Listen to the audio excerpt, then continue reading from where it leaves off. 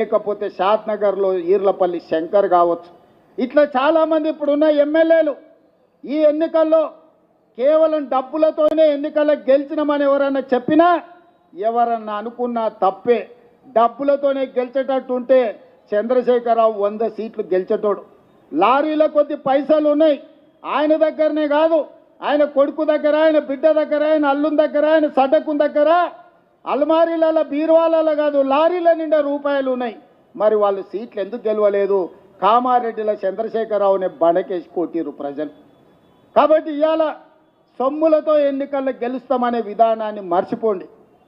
ప్రజలలో శ్రమ ఉంటే, ప్రజలతో ఉంటే ఎన్నికల్లో గెలిచే అవకాశం ఉంటుంది.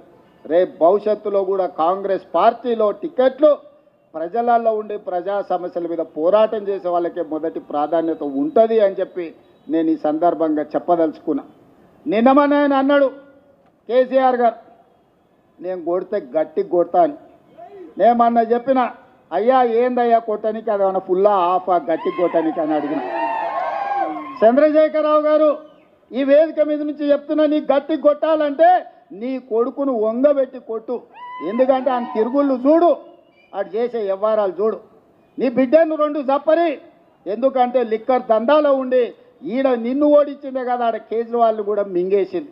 నీ అల్లుడు భూదందాలు సప్పరి, నీ అల్లుని పట్టుకొని 4 గట్టిగా కొట్టు. వాళ్ళను కొడుకుని కొట్టు, అల్లుని కొట్టు, బిడ్డను కొట్టు, సడ్డకుని కొడుకుని కొట్టు, గట్టి కాదు కట్టె తీసుకొని కొట్టు.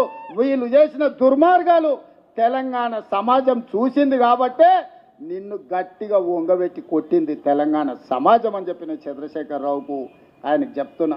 ఇక ఆయన ఊరిస్తున్నాడు, ఇక నేను వస్తున్నా బయటకి అని.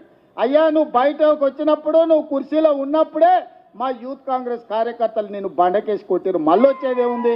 నువ్వు ముఖ్యమంత్రిగా ఉన్నప్పుడు, నీ పార్టీగా అధ్యక్షుడిగా ఉన్నప్పుడే మా యువజన కాంగ్రెస్ పిల్లలు నిన్ను బండకేసి కొట్టి ఓడగొట్టి ఇంట్లో ఊసబెట్టిరు. ఇవాళ కేటీఆర్ గారు ఊర్ల మీద తిరుగుతున్నాడు, కొత్త బిచ్చగాని పొద్దుగుర్తు తిరగడని.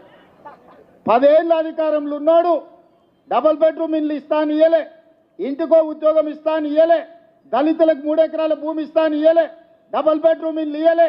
ఇట్లా చెప్పుకుంటూ పోతే 100 హామీలు ఉన్నాయి. 10 ఏళ్ళు అమలు చేయలేదు. 7 లక్షల కోట్ల రూపాయలు అప్పు తెచ్చాడు. 10 నెలలు కూడా కాలేదు, అప్పుడే బిచ్చగాని గంగిరెద్దులో తిరగా సంక్రాంతి పూట గంగిరెద్దుల్లో వచ్చినట్టు ఊరు తిరుగుతున్నాడు. ఈ ప్రభుత్వం ఏం చేయలేదని. ఈ ప్రభుత్వం 5 ఏళ్ల కోసం ఎన్నికైంది. మొదటి సంవత్సరంలోనే 55,000 ప్రభుత్వ ఉద్యోగాలు ఈ ప్రభుత్వం ఇచ్చింది. మొదటి సంవత్సరంలోనే 25,50,000 మంది రైతులకు 21,000 కోట్ల రూపాయల రైతు రుణమాఫీ చేసింది. నువ్వు ఎగ్గొట్టిపోయిన రైతు బంధు 7,625 కోట్ల రూపాయలు నేను వచ్చినాక రైతు బంధు మొదటి విడత వేసిన. ఇవాళ 10,000 కోట్ల రూపాయలు రైతు భరోసా 2వ విడతలు వేసిన. ఆడబిడ్డలకు బస్సు ఉచిత ప్రయాణం అన్నం ప్రతి నెల 400 కోట్లు, దాదాపుగా ఈ సంవత్సరంలో 4,000 కోట్లు ఆర్టీసీ కార్పొరేషన్కు చెల్లించి 120 కోట్ల మంది ఆడబిడ్డ